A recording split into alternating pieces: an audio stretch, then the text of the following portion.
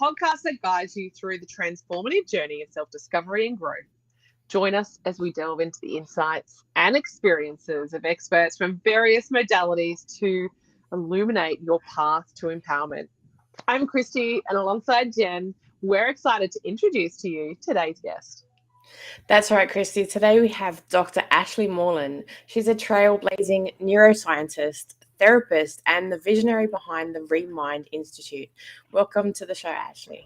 Thank you. It's great to be here. Yeah, thanks, Ashleigh. This is going to be a really juicy conversation. I can't wait. Now, Ashleigh, your journey from neuroplasticity, I've got to get my tongue around that, neuroplasticity to mind, body, spirit wellness is so freaking intriguing to me. Could you share with us how your expertise in neuroscience led you to focus on holistic healing and conscious living? Yeah, absolutely. I've got goosebumps already. It's such a weird thing because as a scientist, I think there can be a real divide for people who don't maybe understand the spiritual world. There can be a massive divide. I'm either a scientist or I'm spiritual. You can't be both. Yeah. And I found myself initially really, really left-brained, very analytical. I'll believe what I could see and nothing more.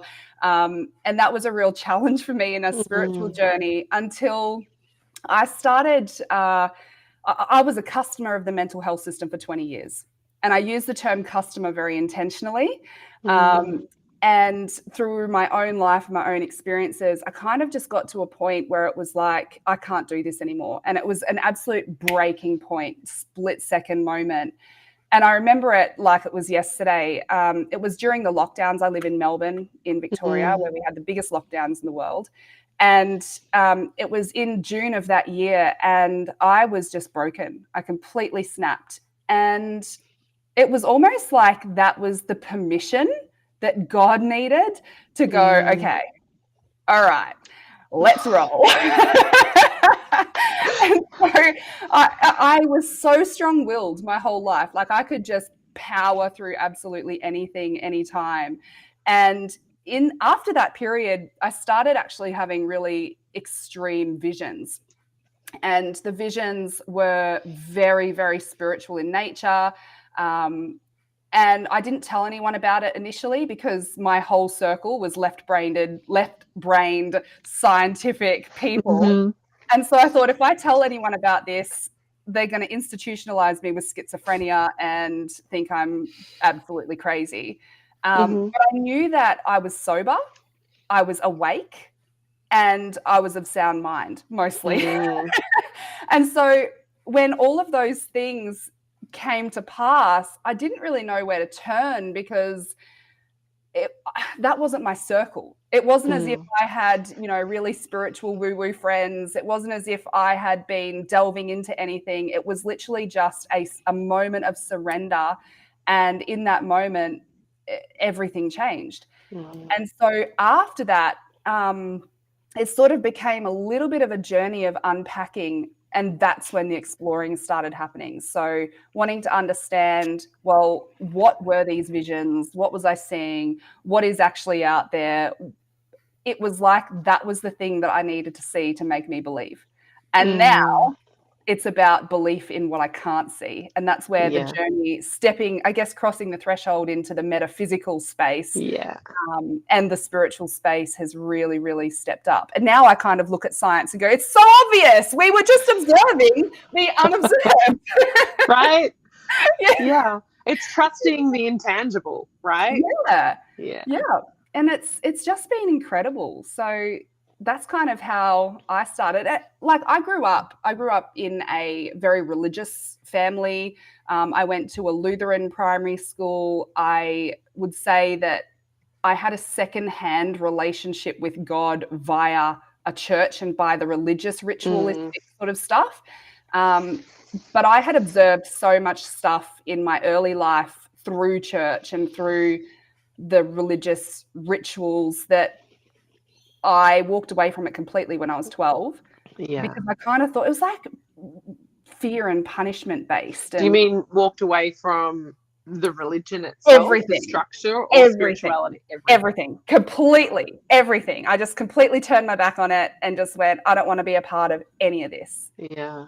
And I guess the thing that it actually moves me to tears now is that happened when I was 12, and I was nearly 30 when all this stuff started actually unfolding. And I can see in that whole entire time of my life that I thought I was alone. I thought I was isolated, but I never was. And I can see so many times in my life where I literally, bad things should have happened to me, and they didn't. It was like, you're protected and guided. So protected. Yeah. So protected. Yeah. It's so crazy. I've got a question with because a lot of most of our we are just byproducts of our parents' programming, right? Yeah. If you were going, if you were 12 when you sort of stepped away from religion, kind of just shut that down, there would have still been some sort of programming in there. When you stepped into this world of, oh my God, I'm having visions, that's like psychic awareness, right? Is that, or like intuition, whatever you want to call it? Yeah. How did, was there any religious trauma from that programming? Yeah. How did you overcome that? And I think the religious trauma for me really came about so I had a traumatic upbringing anyway, in my home. And that was, I've done enough work to be able to see that my upbringing was a product of my parents' upbringing, which was a product of their parents' upbringing. Right. And I wasn't a victim of that. It was just the experience that I stepped into in my life. Yeah. And so I have a beautiful relationship with my parents, despite, the challenges that we had as children. And I think for me, the religious trauma really played a massive role in my identity and who I believed I was and who I believed I wasn't. And, I believed I was to this and to that. And I had to look a certain way to go to church, and I had to speak a certain way, and I had to be less loud. I had to be more quiet. Children should be seen and not heard. And like all this stuff. And so probably that played more into the challenges that I had in my life around my identity and who I was, and believing that I wasn't worthy of love. Because it's kind of like, if I perceived that if I just did this one thing wrong, then I was a sinner and God wouldn't love me. Yeah. We are human and we all fall short. And so you will never measure up. You just could never measure up. So you're never good enough. You're never worthy of that love. And so I had a massive strain of perfectionism, people pleasing, just wanting to be perfect all the time. I remember getting 98 on an assignment at uni once and going to my lecturer going, well, show me where I lost the 2 marks, Yeah. And he's gone, what the hell is wrong with you? So as far as religious trauma, I think really around the identity and having a completely distorted view of what people think God is. And the Bible literally says God is love. Yes. So what happened was when all this started happening, my grandfather passed away, and my grandfather was really heavily involved in my religious upbringing. I used to go to church with my grandparents, and I had, again, all these spiritual experiences. And one day I had come home, I was sitting on my bed, and I got plain as anything, you have to go to church. And I literally laughed out loud. And I've gone, I don't even go to church for weddings or funerals. I just don't. That's going to set itself on fire or something. And so anyway, I ended up going to a church, which is a very spiritual church. I didn't know that at the time. They had 3 sermons a day, and I went to the 11 a.m. on that particular Sunday, and he preached on the exact reason I walked away from the church when I was 12. And so again, I was like, I was led here. This is just absolutely crazy. Totally. And so for breaking away from that religious trauma as such, it was really about unpacking my identity and learning who I was in the Creator's eyes and through those lens. And probably there's this concept of the Father's heart, actually understanding, well, Christ was loving. There's evidence of this. He hung out with prostitutes. And I'm not saying hung out, but he had a gracious heart, a loving heart. He loved everyone for who they were. everyone. And, I was so challenged because I contributed to a book called The Conscious Revolution. And in my story, I shared about this. I was so challenged because I picked up a Bible and I opened it up for the first time in like many years with the view of reading it as a religious text, not as a spiritual text, not as a religious whacking stick. And I opened up to where Jesus had said, love your neighbors as yourself. And my neighbors were keeping me up till 3 o'clock in the morning and were horrible neighbors. And I was so challenged. I'm like, how can I love them? What does love even mean? What is that meant to look like? How am I supposed to love these people when I'm like out in my dressing gown at 3 o'clock in the morning, screaming at them, telling them to be quiet? Like a crazy woman. Yeah. And then have this for this divine intervention. A few weeks later, another neighbor tried to break into my house. And I'm like, I get it. You're trying to teach me something here. But how am I supposed to have a heart posture of love towards these people who are feeling impossible to love? And so that was one layer. And then the next layer of that was loving self. And I thought, well, which self am I meant to love? Am I meant to love the self that I am that's the product of all of this programming and all that? Yeah. I don't even know who I am without all that. So it's unpacking that layer and then also unpacking, well, what beliefs do I have around people who love themselves? Oh, they're full of themselves, they're up themselves, they're egotistic, which is just not true. So, yeah, a big long-winded answer, but that's been unpacking religious trauma has been all of that. It's been the identity stuff. It's been understanding the heart of God. It's been healing and really understanding what a heart posture of love looks like. Yeah, I love that. And, the something you spoke to just back a little bit was, you had this realization that your parents weren't doing this to you. Like it was just a cycle that had been, coming down in the generations. Something that I'm a big believer in, and I think a lot of us in this space are, when you have the realization that it actually gets to stop with you. Yeah. And I remember I remember a coach saying it gets to stop with you, and then it literally heals future generations and past generations. And I was like, I don't understand. Like, I've had my kids, like, they're still going to carry this on. It doesn't stop with me. And they're like, no, it stops with you.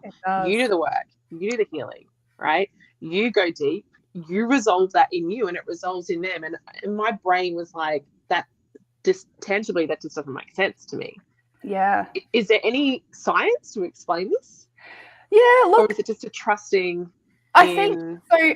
I sort of see it in two ways. And I really, I run a program, and although it's for individuals, that sitting in the middle of the family tree, you've got coming off both sides, where you can really see where you release the generations that came before us, because we can see that they were a product of their previous generations. And then when we can see the impact we've had on the generations after us, because we understand how their mind is formed. The mind and the brain are not the same thing. No. And so I'll come back to that. But even as an adult, like I am now currently, I'm 33, and my father engaged in some of this healing work as I progressed through my journey, which was just the most spectacular, humbling, incredible experience to see my father, who it's almost like I had never considered that he was once a vulnerable child. Like I couldn't imagine him in that, because I only ever knew him as my dad. And so that was so incredible. And so him doing his work absolutely had a profound impact on me. It softened me, and it supported me in releasing some of the stuff that I realized was never mine to carry. Yeah. And so I also think it has a really big impact on a child, no matter their age, even if they're adult children, in recognizing that it's never too late to change. And when they see parents doing work and their parents healing and releasing and resolving things and literally being delivered from generations of captivity, then it does free them, and it shows them that I can be free too. Yeah. How great. I witnessed that myself, like doing the healing. It still never made sense in my brain, but I can like absolutely say for sure, like when you choose, like, and you really have to put a sword in the ground and choose that I literally watched the path of my children change. Yeah. It didn't happen overnight. It was over a few years, but you know, it does, it works. And yeah, I'm so passionate. Like when I speak to people about the healing process, you get to change your family. Like, it doesn't always have to be this way, and you don't have to change them. You just need to do the work on you. Yeah. And it's like throwing a rock in the pond, and absolutely it does. And I think the other thing as well is that we are, as humans, we all want to feel seen. We want to feel heard. We want to feel understood. We want to feel significant. We want to know that we matter. And it doesn't matter how old we are, when we are seen, when we are heard, when there is that actual genuine connection that transcends conditions, that transcends, you know, these requirements, that is healing. Yeah. And so, you know, like I more recently have loved doing workplace work. And the reason that I love doing workplace work is that a workplace is just an extension of a family dynamic. Yes. And so when you have leaders in a workplace who are doing their healing, who are doing the work, they can step in as a parent role model for the other grown adults, absolutely grown adults, but they can step into that role and actually make their team feel seen, feel heard, feel understood, and that can be healing for them. And so even imagine more workplaces that were healing environments, not because they're not doing work or anything else, still very productive, but because of the, let's say, the energy of that space is safe, it's supportive, it's empowering, it's safe in that there's space here for all of you, not just the rest of you. I was actually lucky enough to work in a space like that a couple of years ago, and it was like our manager actually felt like mother hen. Like if we had issues, whether it be with our clients or with our personal life, we felt safe enough to go to her, and she held space for us. And it was honestly the best time in my work life ever. Isn't that beautiful? And you say the word hold space. Like most people were never taught how to hold space because the space was unsafe. Yeah. And it's that very like masculine, I've got to fix this. I've got to, if you're not happy, if you're crying, then shame comes up in me because I should be a better parent, or I should know what to do, or if I was a good mum, you wouldn't be crying, that kind of stuff, right? So the space is very vulnerable. You have to have someone who has done the work, who can feel safe in the presence of someone else's unsafety to be able to hold that, and that not everyone is ready for that. And that's why I think that consciousness in leadership and that heart posture of love to create that safe space that is such a gift. Such a gift. Yeah, I find, you know, when we talk about holding space, a lot of people go into either fixing, disengaging, or like overcompensating, right? Yeah. And it kind of interjects and stops that flow where we really should be in a place of empowerment. Presence. Like you said. It's just completely unadulterated presence. And I say that like my husband is not the father of my children, and he has had to learn how. He wasn't a father before before we were together, and so he has stepped in to children who are older, who has had to learn how to be present with. Like my daughter's, it's her 7th birthday today, so happy birthday, Ellie! Happy birthday, Ellie! It's Jen's birthday too today. Oh, happy birthday, Jen! But it's just been the most beautiful thing to witness an adult man having to process his own stuff, to be able to be present with a little girl who is feeling the peak and height of her emotions, who doesn't need a solution, who doesn't need to be shushed. She just needs an anchor. She just needs a safe space. And to observe him being that safe space where she doesn't have to suppress anything, She doesn't have to be anything other than exactly as she is. And, you know, it might last 2 minutes. And after that 2 minutes, she's regulated herself because she's had a safe person to regulate with. And if, oh man, I just go, imagine if more people could do this. I know. You know, I never held safe space for my children. I'm the first to admit that. I didn't know how to, had no idea. And because I've done the work now, I literally watch my 22-year-old son, who has his own 3-year-old and has full custody of this child. When Kobe gets down and throws a tantrum, he gets down on the ground with him and going, "It's okay, mate. I'm here. When you need me, you can give me a hug." Yeah. Oh, goosebumps. And it's like, you know, and he goes, "What?" You know, and he asks like questions like, "What do you need right now?" He doesn't rush in and give him the hug. He doesn't give him the tissues. He knows, like, through me doing the work, it's like, I don't even understand where he gets it from sometimes, because he hasn't learnt it. Like, it's modeled.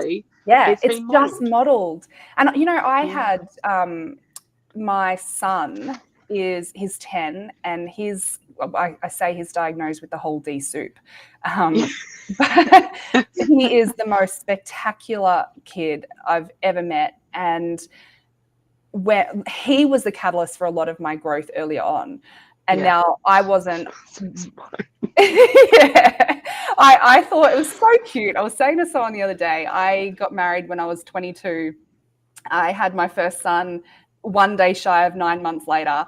And I thought I was so grown up. I thought I was so mature. I had lived out of home since I was 16. I had finished, like, I was doing my PhD at uni.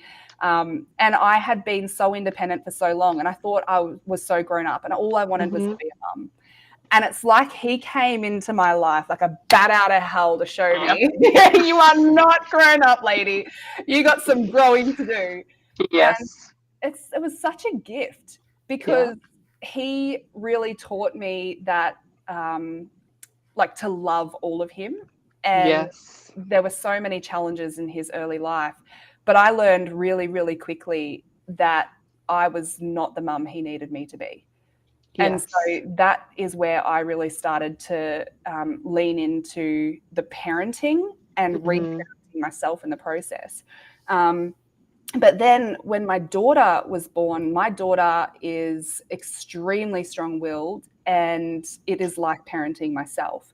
And so the healing journey of that has been, I have had to learn to love her, because it didn't come naturally to love her, because I couldn't love me. And there were all the parts of me that I was taught was too much, or were the conditions that were placed on love. And in order for me to love all of her, I had to learn to love all of me. And she was my mirror. And the things that triggered me in her, I knew were the things that I had to heal in me. Yeah. So that was profound. But aren't our children just such a gift? Like, there is no greater healing journey or catalyst to an awakening than having kids to show you how unconscious you are. Right? When I just need to get some clarity. The D soup. So my son is ADHD, ODD. Is that what you're talking about? Yeah, all the Ds. Like, they just threw all the labels at him. Right. And I just see this amazing little boy that he's so beautiful. It just as you were speaking, I was like, we could have lived. I didn't do a PhD or go to university, but there was, my daughter shows up as my mirror, and my son was like the challenge in my life. I was like, he's been brought to me. He's chosen me to teach. Like, I don't know. He was here to teach me. I wasn't here to teach him. So. Oh, isn't it? It's so true. It's so true. And when you can actually let go of the ego of having to be the parent and actually surrender into the lessons that our kids can teach us, it is so beautiful. Yeah. And I was talking about modeling. So I've had multiple teachers, even the pediatrician that was seeing my daughter for allergy testing go, "Oh my gosh, what do you do? We need you." Because they learned through the way that I communicated, getting down to this level, getting the tone of voice, the way that I wouldn't just come in with a solution. I would be with them. And now my son's 10, and he's a funded student because of the diagnoses, but he can self-regulate better than most adults. And, you know, we had parent-teacher interviews recently, and I don't look at report cards because they're just not cut out for anything really of use. And so they said, PE as an example, when we're outside, he'll participate and he'll do this and do that. But when we're inside, he won't do anything except read. Do you have any strategies for helping us to help him be a better student? And I said, well, you got to understand that in this room, there's, lots of glass, there's high ceilings, there's a lot of hard surfaces. The sound is reverberating back to him. He's a highly sensitive kid. And what he's doing when he's reading is actually not defying you. He's self-regulating. He's recognized a need. And if he didn't know how to self-regulate in a productive way, he would be disrupting the class. He would be exacerbating in his behaviors. And instead of seeing him as a problem, can you please recognize the level of self-awareness and self-regulation that's gone into this right now? And their brains just exploded. They're like, wow, like that is actually amazing. Yeah. The language, Yes, absolutely. My son was not self-regulated because he had a mum that had no idea at all. But it was not until, again, I did the healing and started shifting and changing, and he'd already left like high school and, did all the things, went down a dark path and realized, what am I doing? Came back off that. And from his own journey, he has learned how to self-regulate later in life and understands how much impact that's had on his life. And this is all through open conversation, right? My door's always open. We talk about everything, but that's what he teaches now. And self-regulation is so important for our children, but it starts with us. And we would never have been taught that. Most adults don't know how to self-regulate. So that's when they flip into their unconscious behaviors, the silent treatment, the tantrum, the manipulation, the self-soothing, all those kinds of things. And I was exactly the same. It was never modeled to me as a child. No. And I remember being in Aldi one day. You know how the registers are so fast? They fling the stuff at you. And I had like one kid licking the floor and another kid climbing the battery disposal thing. And I'm going, oh my goodness. And in that moment, and I don't know where I'd heard it. It just came out in the moment. It was the first time that I ever used the language, I'm feeling overwhelmed and I need you to both hold on to the trolley. Yeah. And like that, one got off the floor, one got down, they came and held onto the trolley until we were done. And I was like, what is this magic that just happened right now? What the? And I use that all the time now. So, and that's what, again, the modeling, right? If we model the words to use, I work with clients all the time and they'll say, oh, I just need to set boundaries. And I go, no, it's not as simple as that.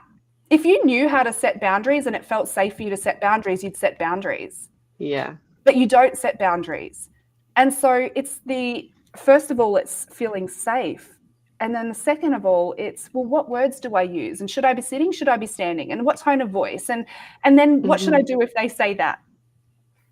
So modeling, hands down, is by far the greatest teacher.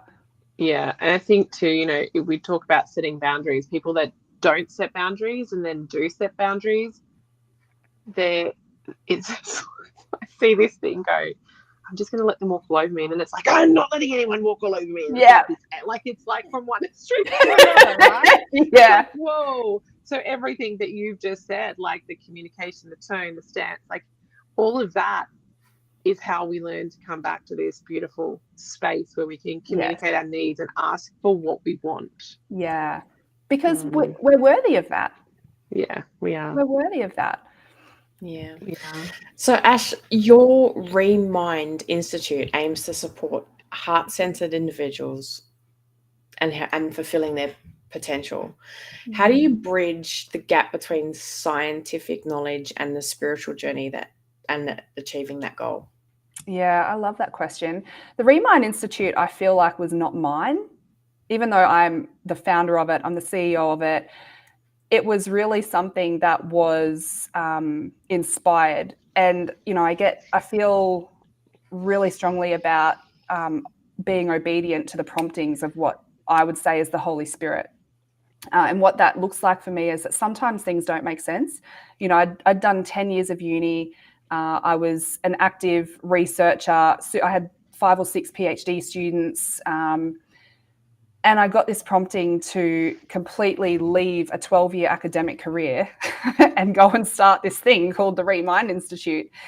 And Remind actually, it's kind of a couple of aspects there. So the first part, I spoke about the parts of self and how we disconnect from those parts of self through trauma and through the conditioning that we experience, and we shut off from the fullness of who we are. And so, you know, if someone came and cut off a limb, we would call that dismembered. And so the process of remembering is not about memory. The process of remembering is about bringing together those parts that we had disconnected from and cut off from to come home to the whole. And so that was part of my journey, was actually recognizing the parts of self that I had disconnected from and that I had turned my back from and suppressed, and remembering, so becoming whole again, of being the me that was the fullness of who I was created to be. So when I talk about supporting people to step into their purpose and potential, it really is about helping them to I call it the process of unbecoming. So we have to unbecome everything that the world taught us to be, everything that our parents and survival tactics taught us to be.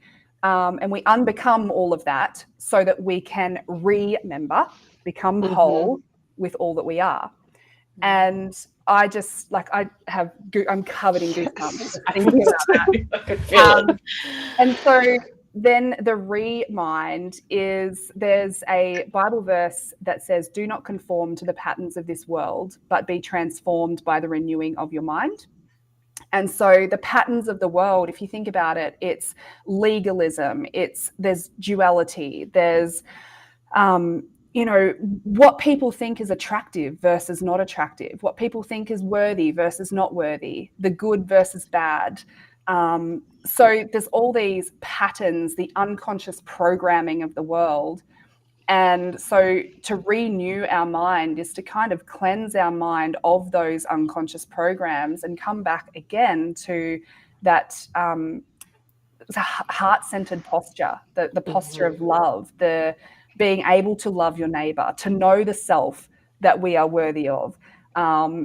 There's so much to it.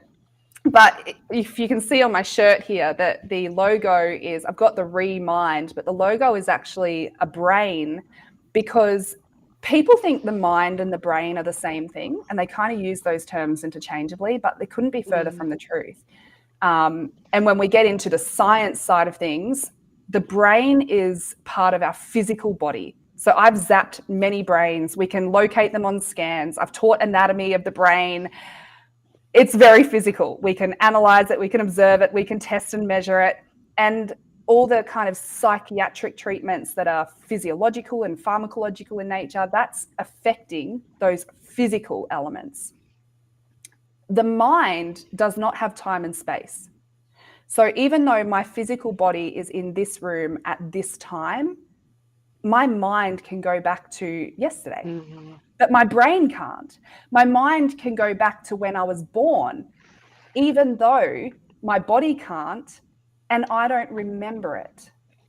So I can't recall the memories of most of my first 7 years of life, but yet my physical body experienced the first 7 years of life, and my nervous system experienced the first 7 years of my life. And it holds every bit of data and every bit of information that I experienced. And so I think it's really important to differentiate between the mind and the brain, because in the sort of first early life, that's when our mind is being formed. We're having these new experiences, and then we assign meaning and stories to those experiences. And that gets stored in kind of the unconscious mind, right? But then as we progress through our lives and we have new experiences with our body, our mind interprets the experience and then tells the body what to do in response to it. So my body I'm kind of a passenger. That's why, you know, someone might send me a thumbs up emoji and I might get triggered by that. Yeah. It's a thumbs up emoji. Now, is that threatening? No, except my nervous system perceives it as a threat because the mind has a story that says that thumbs up emoji is passive aggressive and they're being rude and they're being condescending and they think you're an idiot. But none of that's true. None of that's real. No. Right?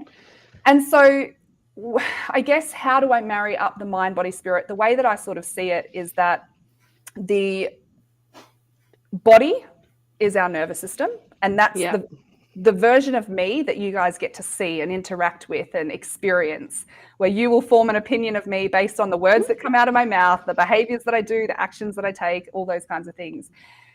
But the me that you're interacting with is being driven by my mind, which was formed at a time that had nothing to do with you. And then spirit to me is truth. Yeah. And I have an innate truth that no experience can shift. It is my truth. And so to bring into alignment mind, body, and spirit, that's when we are absolutely in flow. That's when we know that we're identified as our true self. We are living in alignment with our purpose. And I had this vision once, and it was like I could see this goal, and I was running. I was in a stream of water, and I was running towards it, and I was fighting to try and reach this goal. And I was exhausted. And all of a sudden, I heard a voice just say, "Lift your feet." And I was like, "What?" And then the stream, like obviously the current of the stream just took me. And when I surrendered and lifted my feet, it took me to something that was so much better than the goal I was fighting to get to. And that was, to me, the difference between my mind had been distorted because of some kind of pre-programming to say that that's the goal that I wanted. But that goal wasn't actually in alignment with God's will for my life. Yeah. And the only way that I could get into the slipstream of God's will for my life was to surrender. And all of a sudden, the struggle stopped, the resistance stopped. And when that happened, my nervous system completely regulated. The anxiety that I used to suffer with completely left. I haven't been medicated for anything in years now. My mental health is the best it's ever been. The relationships that I have are the healthiest they've ever been because I'm in alignment with who I am and who I was born to be. So, yeah, you've done the work. You've come back to self. You've come back to truth. You found center within and peace. Let's say doing. Yeah, I'm doing. It's always it's a constant journey. I think. Yeah, it's constant, isn't it? It is constant. And I think I can never imagine a time where the work is done. I think it's just always deeper layers. We're constantly expanding. Right? Like we are constantly expanding. There's something you said before. What was it? This is going back quite a bit, and there's two things I want to speak to here. Love, like you talk about God and love, like God is love.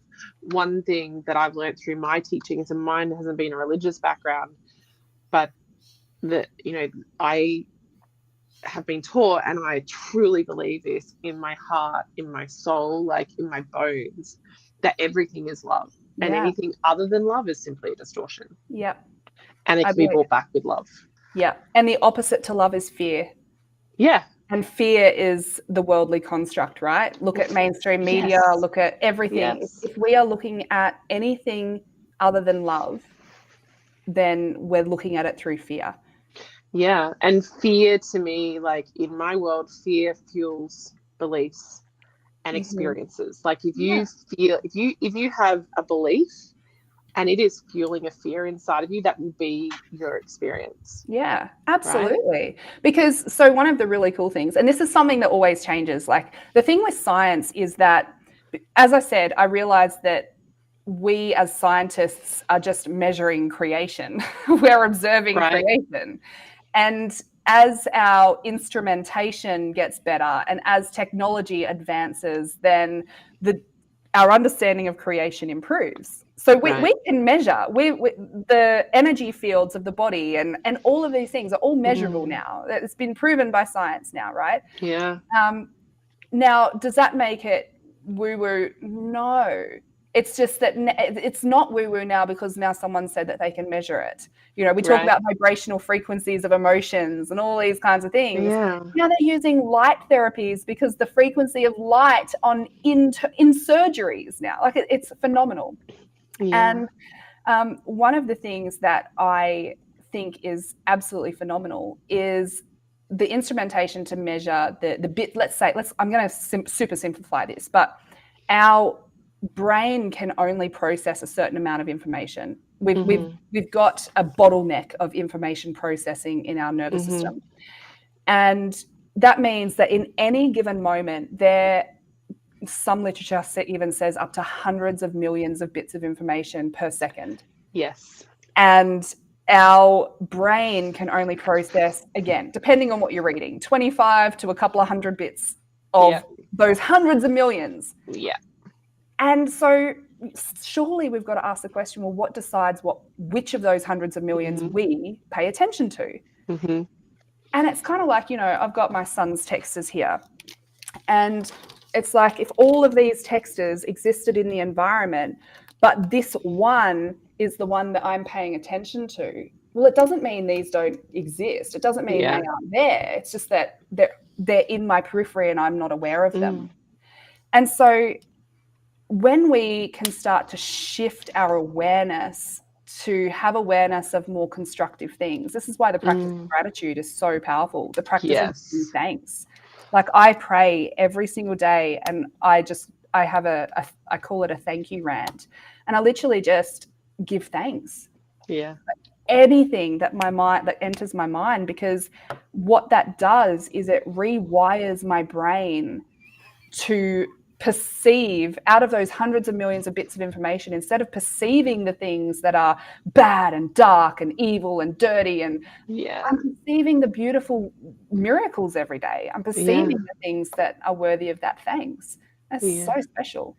And that changes our brain wiring. It literally changes our brain. Totally. I'm a big believer in gratitude. We do it. I do it.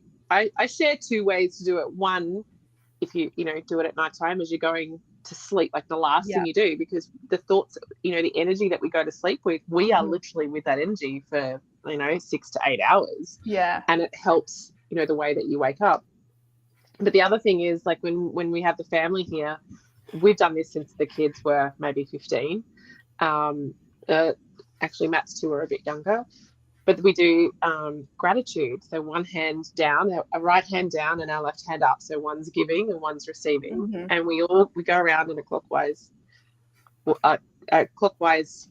way, and we just share 3 things that we're grateful for the day, and it lifts the energy. Like it does shift.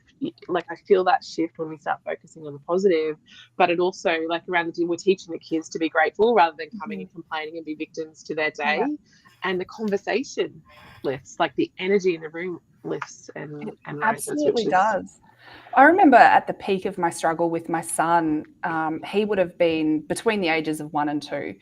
And I remember some days where I'd get to the end of the day and go, I can't think of a single good thing about my day. I would get to the end of the day and go, and this is going to sound extremely harsh, but some days I would go, I am struggling so much. I can't think of a single thing I love about you, about my son. I had those days, and I know knew, what that was like. Yeah, right. I knew that I loved him. I would die for him, but I was in such depths of despair and helplessness and hopelessness and feeling like, I don't know, I'm so out of my depth. I don't know what to do. And my whole day was such a struggle that I would get to the end of the day and go, I can say I love you, but I wouldn't say this to him. In my head, I'm thinking to myself, I know I love you, but I can't think of a single thing I love about you. Yeah. And just what I started doing is I started commentating his day and praising stupid things that we'd just completely be oblivious to. Like, I would praise him for sitting in the right chair at the table. Yeah. like that he had a chair that he would sit in. And if that was the only thing that I could praise him for the whole entire day, you did such a great job sitting in your chair at the table today. Don't disregard the fact he's thrown food across the room, he's stabbing the table with a fork. He's like, but previously all I would see was all that stuff. Yeah, but and that brings so much shame up inside of us, right? Yeah, and it's the shame, guilt, the vibration, massive mum guilt. Oh my gosh, yes, because I should love my kids, you know. Yes. And the word should, don't get me started. Should, I was going to say, there's yeah. Woulda, coulda. Isn't it phenomenal? It's so amazing. So, and that is, there's so much research that supports the rewiring of the brain. And as we renew our mind, the brain rewires. So all of my programs that I'm doing with clients, it's completely different to talk-based therapy, right? Because talk-based therapy, it absolutely has its place, as does medication, as does Western medicine.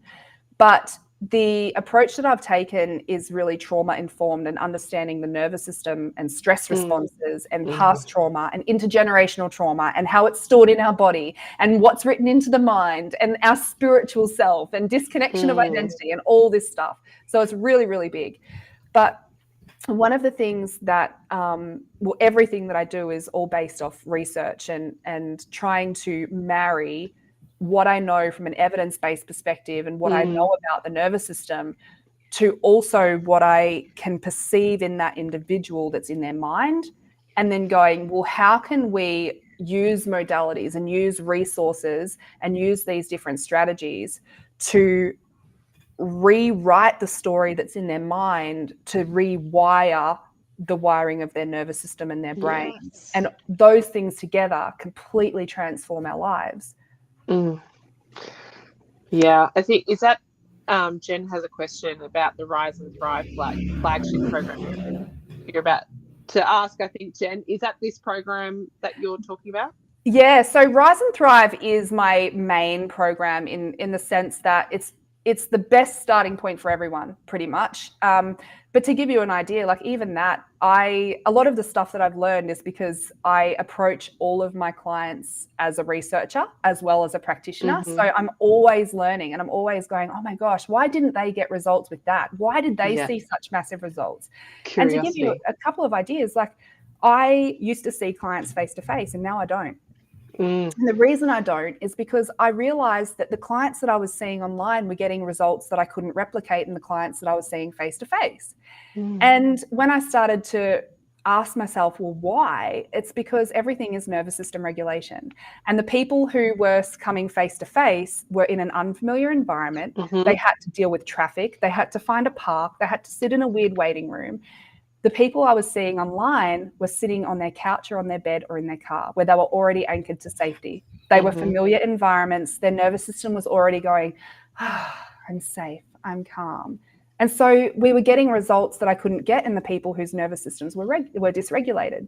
And then the group program thing, it was really interesting because I originally started a group program as a more cost-effective way than doing things one-on-one. And again, in certain subgroups of people, I was seeing results in the group program that I couldn't replicate with the same people one-on-one. And what I realized, I was actually at a childhood trauma conference a couple of years ago. And one of the presenters presented something and it was like a brain snap. And I went, oh, that's what's happening. That's why. And what I realized is that people who had experienced childhood trauma or developmental trauma, where it's not necessarily big traumatic stuff, but they might have felt unseen, unheard. Their parents might have been really inconsistent or unpredictable. So their environment was a little bit energetically chaotic. Their nervous system gets wired in a really particular way where they're hypervigilant for stress. And their brain actually starts releasing dopamine off the back of stress hormones. Someone who has grown up in a really safe, predictable, nurturing environment, their brain releases dopamine off the back of oxytocin, which is our connection hormone. And so what I realized is that the common theme of the people who were getting massive results in the group program were the ones who needed their brain to be rewired for oxytocin and safe connection with others. And so Rise and Thrive is a program that now it's massive, because that is where anyone who has their own individual traumas that they might want to overcome, but also predominantly relationship and developmental trauma, that program is specifically designed step by step to actually support their nervous system to rewire to relational safety in their body and safety in their world, like in their daily life. So it's phenomenal. It's always learning. So that then kind of goes like with how it's about the program of empowerment and what sets it apart from the personal development, right? Yeah, absolutely. I think something that we really need to be mindful of is that there's a place for therapy, there's a place for coaching, and this is where they're actually quite different, because therapy is someone who is dysfunctional, who actually needs therapeutic supports to overcome the challenges. Therapy can get us to a certain point, but then where coaching comes in is, okay, so now I feel safe to do it, I just don't know how. And so the coaching is the how. That's well, let's try this sentence. Let's find the words. Let's practice saying the words. And it's the strategies as to how do we actually implement that, and how do we create a meaningful change in our lives. And so I think the background that I have in the therapeutic side, we are processing deep lifelong traumas, but then also the expertise in the coaching side. Yes. I think it's just, I haven't come across anything else like it, but that's not to say there's not amazing programs out there. There's many, many amazing options. The thing that I actually find interesting, is the people choose, it's almost like the program chooses the people. Yeah. And every round is different. Yeah. Like the current one that's running, we've got 50% men. Oh, it's wow. the first time we've had 50% men, 50% female. And the thing that I find amazing is that in previous rounds, we've had no men in some. And the women who were in those rounds had massive trauma that they wouldn't have been able to process if there had been the presence of men. Yeah. And now we've got women who are processing trauma around men, and to see and be in the presence of safe men, vulnerable men who are doing the healing work is very healing for them. Yeah. And I just think, man, it's just so beautiful. Like, it's so meant to be. Yeah, I find that with my programs that I'm like, the program isn't me. It's almost like it's its own energy or soul. Yes. And it magnetizes, like, I just show up of service, right? Yeah. And it sounds like you do the same. Yeah. And I just trust that it always astounds me when I see these people come in. I'm like, this is going to be an interesting round. I wonder what is going to unfold. Yes. And then as it starts to unfold, you're like, I can absolutely see why each and every one of you are here in this round. It's massive, isn't it? And something I started doing a couple of years ago was a to-do list, because that was my very left brain. I've always done to-do lists. But then I started on the page next to it in the book, a to-God list. And I'd kind of go, okay, so this is what I need. This is what's happening. You do the rest. Like, you send the people that are aligned to this, who, when they see it, when they hear about it, it's like every cell of their body is prompted to do it in that moment. And that's why I say to people, like, I have no hesitation in saying to someone, what does your body say? Because if it's a full body yes, then there's your answer. If there is any resistance, even if they were, had a wad of cash wanting to jump in, I would say no. Because if they are having resistance, and it's not their time, it's not their place. But there's a time where it will be a full body yes, and that's when it needs to kind of happen. I think that's really, really important, is that if we have a higher consciousness, if we have a higher level of awareness, we hold the responsibility to be able to honor them and their soul in that moment. Absolutely. Right. Now, you have a Facebook group, Your Daily Reminder. And it's a community hub that you've created. How does this group foster connection and growth and support those that are seeking that to elevate their spiritual journey? Yeah, well, to be honest, the last week I have been stone cold silent in that group because I was away and then sick as a dog. So oh no, I'm not laughing at you being sick as a dog. I actually think there's a lot of emotional purging going on, to be honest, Yes. because we have had a lot going on. So, but generally the purpose of that group is to really elevate self-awareness. So I ask questions, I post questions, and I invite people. It might be a journaling activity. It might be just a self-reflection activity.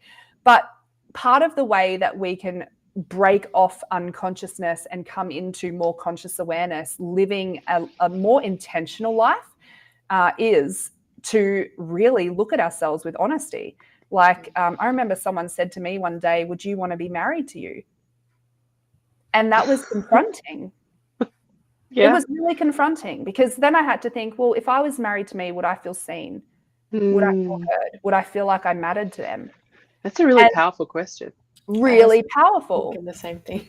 Yeah, right. And so that resulted in some big shifts in me and the way that I showed up in my relationship and the way that I, even the way that I greeted my husband when he came home. It made a huge difference. And so it's just those little prompting questions like that. And sometimes it might not resonate. You might go, "No, I'm doing awesome. This is great. I'm in a good place." And sometimes you get that one and you go, "Oh, that was hard. That was hard to look at." But I can promise you that if you have the courage to look at the hard things, you will transcend so much. Your life, you will just you will elevate. There you go. You will elevate. You will. It's been such a pleasure having you on our show, Dr. Ashleigh Moreland. I have one last question for you before we wrap up for today. Our audience, most of them are in the midst of a spiritual awakening or a dark night of the soul, or just coming out of one, or trying to make sense of what's happened, right? What is one tip? Like if you could give them one tip right now to those that are listening and in the midst of it, what would that be? Find a new tribe who gets you. Yes. Find a new tribe who gets you.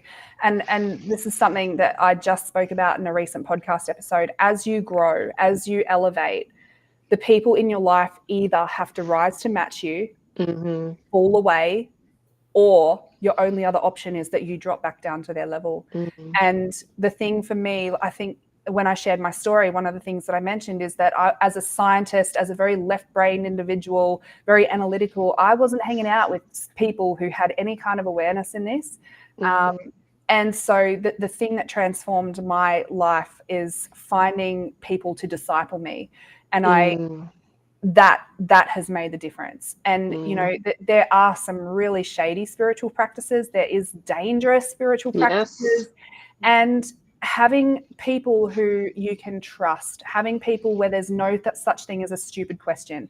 I had a lot of stupid questions. I had a lot of questions that if I didn't have a tribe of people who cared enough about my soul and my growth and my safety to guide me and lead me, then I would potentially be off down a garden path somewhere and, who knows where I'd be.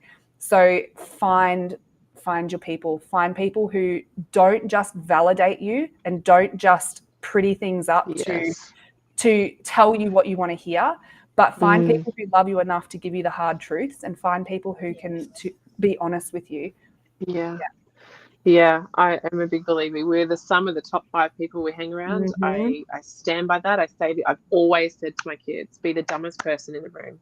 You will not learn being the smartest. And if you want to be good at something, if you want to learn something, like most of us that are on the path of spiritual awakening, it's a place we don't understand. So when we start surrounding ourselves with those people that have already walked that path, we can really sort of accelerate that growth and understanding. Massively. And I have one question for you. Since you have done so much of your own healing work, well, for both of you, how many people are still in your life that were in your life previously? Not many. And the ones that still are, they're not in my life. Like they're around my life, but not in my life. Yeah. And, you know, there's people that I chose not to take out, but I manage them with proximity. Yes. So Boundaries. how much time, and how much time I spend with them, accepting and coming from that place of loving awareness and like really accepting that this isn't their journey. This is who they are. They are literally a byproduct of their parents' programming and their parents' programming and their parents' programming, and actually understanding that. Yeah. And I think it's also too, I love to see not only that, but the people that do rise with you. Yeah. How awesome is that? That was my husband and I. We met on Tinder, completely not healed versions of ourselves. Yeah. And I said I would never get remarried, and I'm married. And the reason I'm married is because he gave me enough evidence to show me that he will rise with me. Yeah. And when you are with someone who will grow with you, then there's no hard season that you can't get through, because you're both committed to the growth as a product of that hard season. And the reason I ask that question is because it's something that I come across a lot, is that an awakening can feel very lonely. And that's why my one tip is to find your tribe. And also, I don't have almost anyone in my life now who was in my life 5 years ago. And that is, I didn't grieve that, because as my attention shifted and it created space for people who were at that level, and also committed to their growth and their development and their healing as well. And so I just want to encourage listeners, like, if you feel like you are losing people, we've all just shared that was our experience, but yet absolutely, would you choose to have those people back if it meant that you had to go backwards in your growth? No. And, you know, I think this is the other thing, like, and you know, when you lose something, space is created.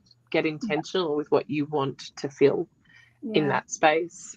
You know, I know for my husband and I, we kind of had an awakening around the same time. We started our self-development journey and then our sort of spiritual journey alongside each other, and we kind of leapfrogged. You know, there was times we were frustrated with each other's growth because like one was doing the work and one wasn't. You know, and last year, you know, we had a breakup, like we nearly 20 years together, and you know, he walked out, and we were sort of in this time of our life where I think he may have stopped. I'm probably overanalyzing here, but he had kind of stopped growing, and I had grown so much that he felt alone. And, you know, we've come back together beautifully now because we're ready to grow together again. And, you know, we needed a big catalyst, but like to create change. And sometimes that works, but other times it falls away and it doesn't come back. Right? And that's okay too. And that's okay right. too. And it's okay too. Yeah. It's all okay. I love this conversation. Yes, me too. Oh, thank you so much for having me and for talking about all the curly topics. All right. I know, lots of topics. So thank you so much, Ashleigh. As we wrap up this enlightening conversation with you, we're reminded of the incredible journey and the incredible potential within each and every one of us as we embark on a journey of healing, growth, and awakening. Thank you so much for sharing your wisdom and insights with us today. Thank you. Thanks, Ashleigh. And to our listeners, remember that your path to self-discovery is a sacred one, and you have the tools to rise and thrive. If you have enjoyed this episode, please subscribe to our podcast and leave us a review. Your support helps us to continue in bringing you inspiring conversations just like this one. And stay tuned for more captivating conversations on Elevate Your Spiritual Awakening. We're Christy and Jen signing off until next time. Big love. Stay curious, guys.